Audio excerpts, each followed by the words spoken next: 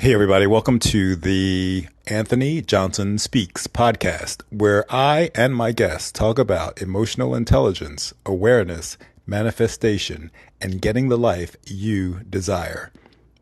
I'm going to jump right into it today because this came up, these thoughts came up, these feelings came up, and I knew I needed to speak about it. So I know that I have this thing about meeting people, hanging out with people. It could be friends, it could be family, it could be new people that I just met. And I kind of have certain situations where I don't feel as excited. Or shall I say, I don't act as excited. So I've been thinking about how I act and react with people based on what they say, what they do, or how they show up, how they arrive in my life, or how I arrive in their life.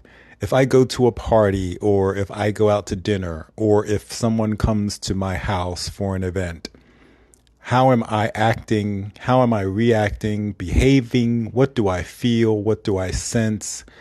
And how do I deliver that to the individuals around me?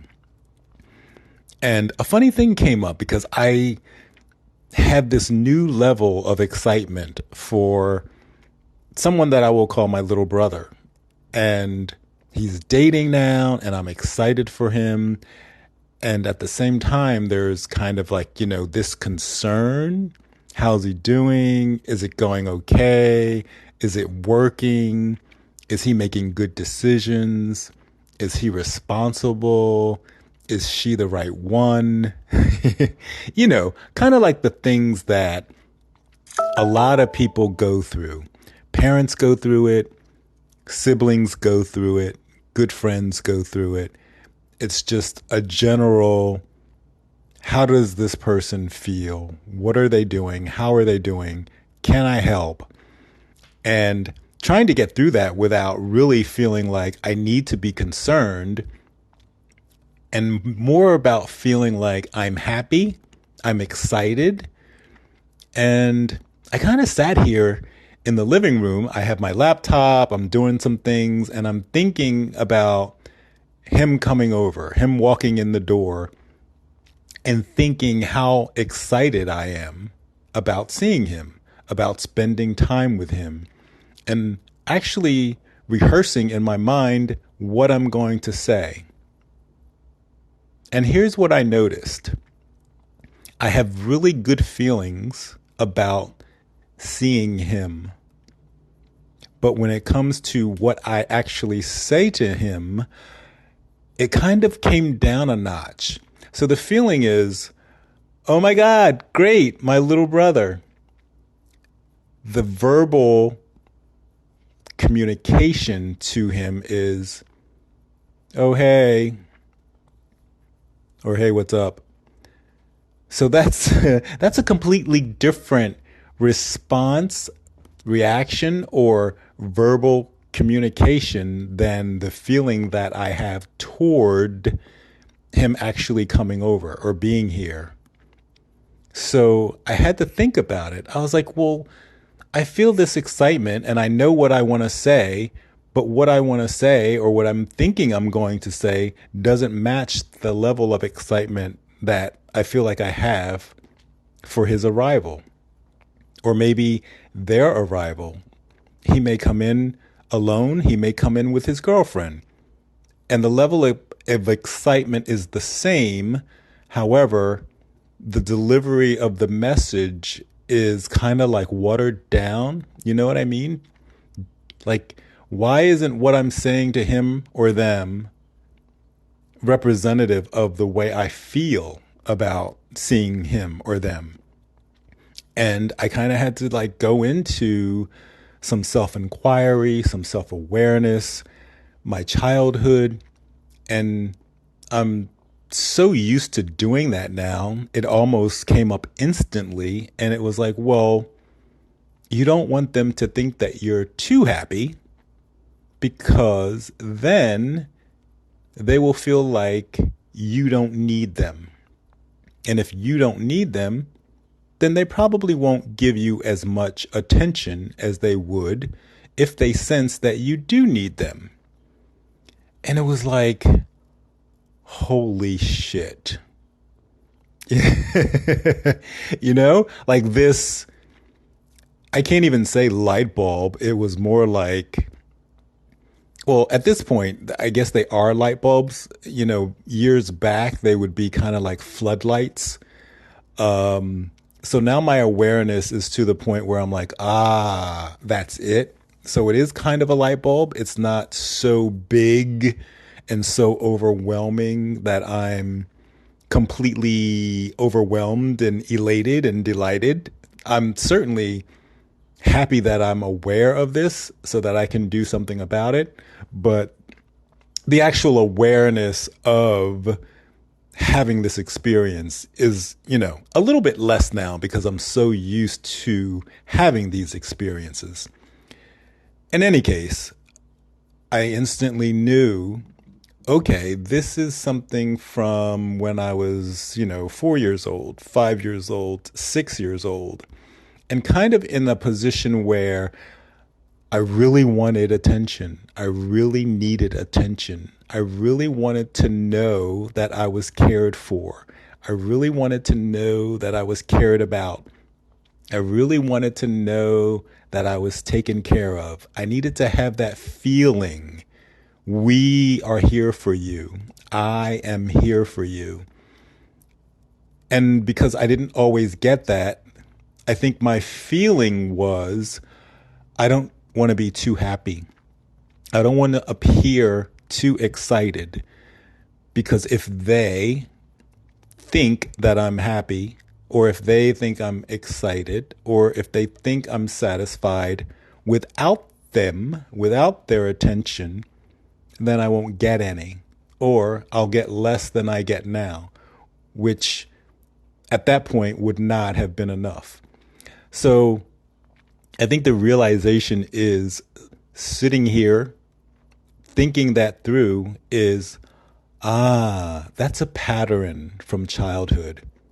I'm an adult now, and I don't need the same level of attention. I don't need the same level of love.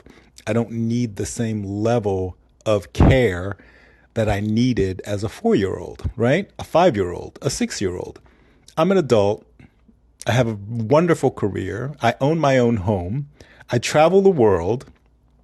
I don't need someone to give me attention or to care for me the way I did when I was 4, 5, 6 years old. So in that moment, I just had this light bulb of, holy shit, I see what's happening here. And I know why I've been doing this consistently throughout my life. It's not that I'm consciously thinking, oh, I'm just going to dummy this down and maybe these people will give me more attention or give me more love. But it's kind of like my body, my mind, my central nervous system just do that because they're used to doing it. And that's okay. And now that I realize what's happening, I can change it to something different.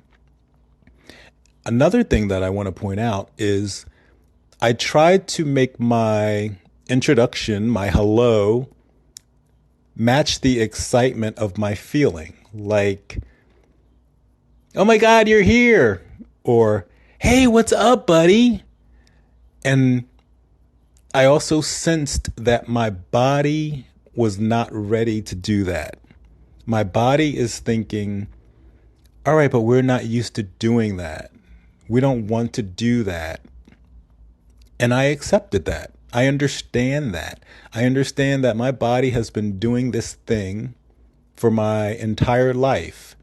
But I'm finally at the point where I realize my mind and my body are separate. They need to be in alignment. And my body needs to be okay the same way my mind is okay. So if in my mind I'm thinking, oh, I want to say this thing, or I want to do this thing, or I want to have this level of excitement, I also have to have that same desire for those same activities in my body. If my body is not ready, then it's kind of like I had this resistance to doing the thing, saying the thing that my body is not ready for. So instead of, hey, what's up, buddy? Because I'm really not there yet, I can say something that is a level up from just saying, hey, how are you? But it's not all the way elevated to, hey, what's up, buddy? So I kind of put something in the middle, like, hey, you're here. And that for me felt comfortable in my body. It sort of matches my feeling. It sort of matches what my mind is thinking, but now it matches what my body is feeling. Those words at that tone and at that level feel comfortable coming out of my body, out of my mouth. And they are in alignment with what I'm feeling and thinking. I'm thinking, oh, I'm really happy to see my little brother. And now my body is feeling, I'm really happy to see my little brother. So those two, feeling and thinking the same way, allow me to say something that is more in alignment with what I want to portray to my little brother. If my little brother walks in and I say, oh, hey, is he going to feel like, oh, maybe something's wrong? Maybe. If he feels like something's wrong, will he give me more love? Will he give me more attention? In most cases, yes. He'll be more attentive. He'll ask me what I need, if I'm okay. And then that is an expectation that I've carried for my entire life. So there's that say something at a lower level with less excitement.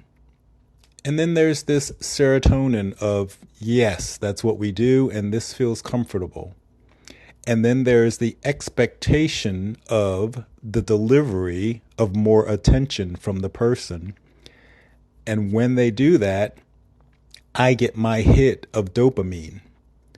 So when you start playing around and noticing that how the hormones affect your mood, your actions, reactions, and behaviors, you can kind of go into those and say, what kinds of things can I do to make me happy without doing things that are false, without doing things that are unconscious, without doing things that are outside of my awareness. So now being really aware of what I want to do, what I want to say, how I want to feel, and also how I want to deliver that to those around me so that they feel a certain way is really, really enlightening. I don't need to deliver something in a certain way to get attention from people to make me feel better. I just have to figure out how I want to deliver it so that I feel good about delivering it. How do I feel? How do I want to deliver it? And what helps me feel good? And then make sure that what you're thinking and what you're feeling are in alignment. If your nervous system or your body is not ready to say something a certain way, don't force yourself. Think it through and think about what you want to say and how you want to say it so that you're comfortable, so that your body is comfortable, so that your body is not afraid to do this thing that it's not used to doing. Breathe through it. And when you come up with something that feels comfortable in your body, say thank you and use it. And then in time, the more you do that, the more you're aware of what you're thinking as well as what you're feeling, and you bring those two into alignment, it'll be a lot easier to do the things that you want to do without feeling like you're forcing your body to do something. We have to realize our mind and our body has to kind of be in alignment and in agreement. Otherwise, we're forcing something to happen that a part of us is not really ready to do. So, something to think about, right? So, think about when you're ready to do something or say something, and even though you know in your mind what you want to do or how you want to do it or how you want to say it, make sure that your body is also ready. And if your body is not ready, that's okay. Do something, say something, ask your body, go through it in your mind, and then when you feel something that feels good to say, match those up and go with that. All right, everybody. I hope you find that helpful. Make sure to tune in for the next episode.